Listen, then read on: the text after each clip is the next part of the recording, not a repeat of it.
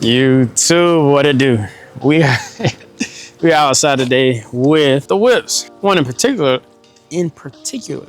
that we're talking about is this Nissan R32 GTR. Oh my goodness.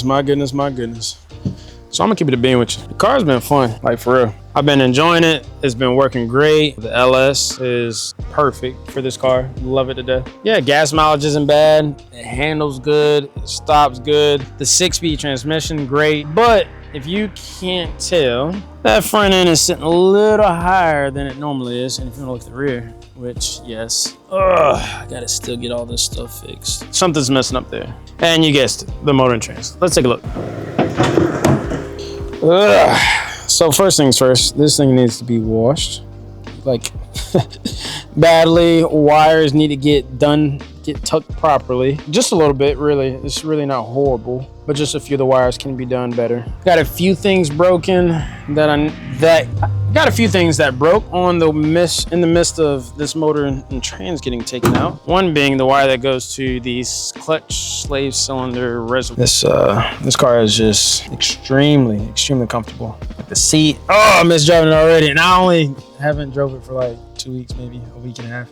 Yeah, driving this car is nice and fun and enjoyable. So let's cut to the chase on it. Engine and trans, I pulled it out, not because I blew it up, which I thought. Not because I blew it up initially, and come to find out some things with the motor. Yeah, if you do inspections, best be ready to get some answers, because that's what you're inspecting for, some answers. I don't know how long we're gonna be in here, folks. Let's close the door. But yeah, be prepared for some answers if you want to inspect stuff, because yeah, this motor isn't quite as healthy as I thought. The trans came out with it because in this car, the motor and trans, I can pull out all of that in, 2 hours. Probably a little less if I try to, but yes, in less than 2 hours if I'm rushing, right? Which is pretty good. I don't think I can do it in any other vehicle as fast as I can pull this vehicle. That's not made for an LS. The Trailblazer, the Trans Am, the trucks, no other vehicle I can pull the engine and trans as fast as this car here, which is awesome. It's cool. Yes. Got a few things I'm skipping here, the AC lines and stuff like that, power steering, so that's probably where the top comes in, but still, it is what it is, you feel me? Let's go show you what happened to the motor in here that I didn't even realize happened. So what it is that I didn't realize is something that you can't tell unless you start tearing apart the motor. It ran fine, it started up extremely quick and fast, and just like that. And the motor started up like it was nobody's business. It was just, you bump the key, boom, bust off. It ran good, smooth. Here is the motor. I did not bring a flashlight out with me, but I don't think we'll need one. So you can see the piston tops. They look pretty decent, Not too bad, not too horrible. Let's look at this very first cam bearing. It's in there, and this thing's focus half decent. You can probably see it's not in the most healthiest condition. It's not horrible, but it could be better. And we got a milling oil pump down here. That's all fresh. You can see the oil pan, how it has to get completely redone. Got to drain the oil out of here, re-straighten it out, weld it again because it just leaked oil all over the top of this oil pan, which was not cool. We had oil pouring out everywhere simply because it's cracked along this seam here. So I'm gonna straighten it back out, weld all the way around it. Not gonna leave any stop and goes like in this corner here. Not gonna leave any of those, just stop and go on this side. Everything's getting recut, ground down, weld. And I also have two options. I can fix the 6.0 and put back in there, or I can build this 5.3. You can see the differences of the bore thickness. That's just dramatic, the thickness difference there. That's crazy. So this is a 5.3 and this is a 6.0. I think it's a 5.8. It might be a 4.8, but I'm pretty sure it's a 5.3. Yeah, the 6.0. Yeah, it's a huge difference in your wall thickness. But this is going to make more power naturally aspirated. Boosted, it probably doesn't matter. They're both Gen 3s. This is a Gen 3, this is Gen 3. Both, you can see stock flat top pistons, and both Gen 3 rods. So they got the thinner rods. Yeah, so it probably really wouldn't make much of a difference at all, because this guy, we're going to turn up the boost even more. For one, this engine is a lot cheaper. than this engine because it's a 5.3. You can find them all day, every day. And this is a 6-liter, which you can still find them. You just got to pay for it. I don't know. Should I run the 5.3 and just turn it up to the moon until it just doesn't do anything? You see, it still has a stock cam in there. You see it? Yeah. There's these passages, one back here, one up here, where the cam, you can see the cam. And this one doesn't have the cam in it, so it's like a little hollow hole. You see my nice RTV gasket there. All right, but now we know this one, the second cam bearing spun. Where is our camshaft? Uh-oh. If we grab this choppy stick right here, if you look at this one lobe, 1 second lobe, you can see how it's blued at the top of it and the serrations in it. They're very heavy. I mean, you can feel it pretty badly. And this one here, there's no type of bluing on it. This one, there's no type of bluing on it. This one, there's no type of bluing on it. This one, there's no type of bluing on it.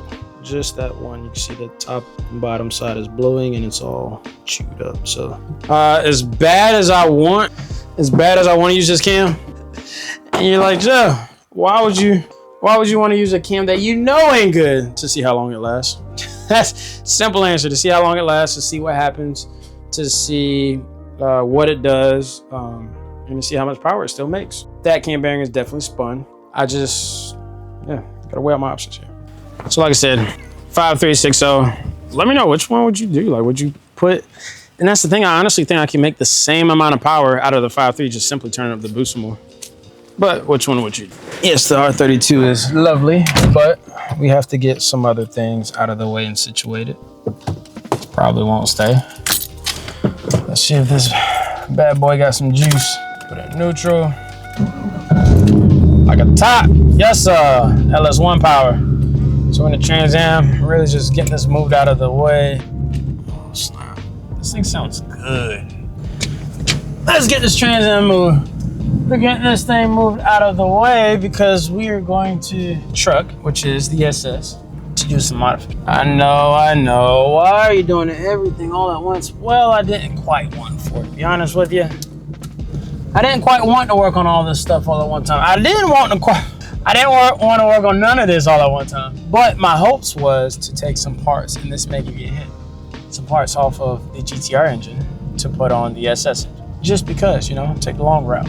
But that turned from one thing, which led to, well, beautiful people, I know that it has, I know it has been a nice, short, sweet video. Just want to give you guys an update on the GTR. Nothing for the Trans Am right now, but as far as the GTR, yeah, we got motor is getting back in there. And also the flywheel and the clutch, they have to be dialed. It's an aluminum flywheel with the McLeod twin-inch clutch, and they have to be dialed, which I didn't get it dialed. So I want to have that done while everything's out.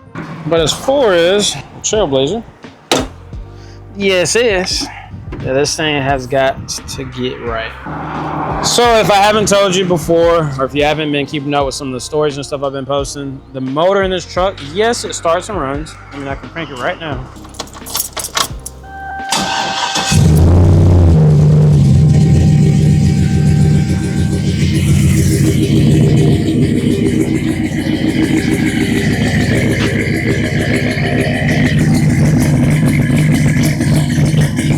That's all.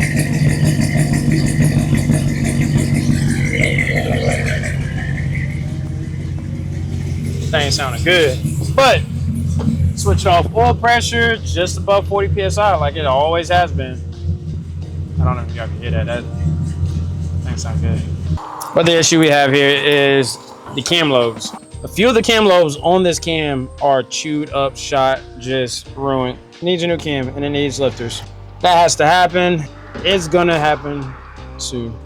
This is gonna get swapped out too. I have an electric fan that I purchased for it. Yeah, cam, electric fan. I don't have headers. I have a converter, but I'm tempted to just run it without the converter for a while until find time to drop the trans. So, well, that's a quick little update from your boy. I'm gonna log it off now. Hope you enjoyed the update. Cam specs. What cam to go on the Trailblazer? Let me know what you think worked good. It is a 5.3, not a 6.0, so keep that in mind. Why? Hey, so I got the truck with a 5.3 in it. So that's one I'm gonna keep running in it. GTR 5360. Let me know what you think. Either one of them is going to have a turbo on it, so it doesn't matter.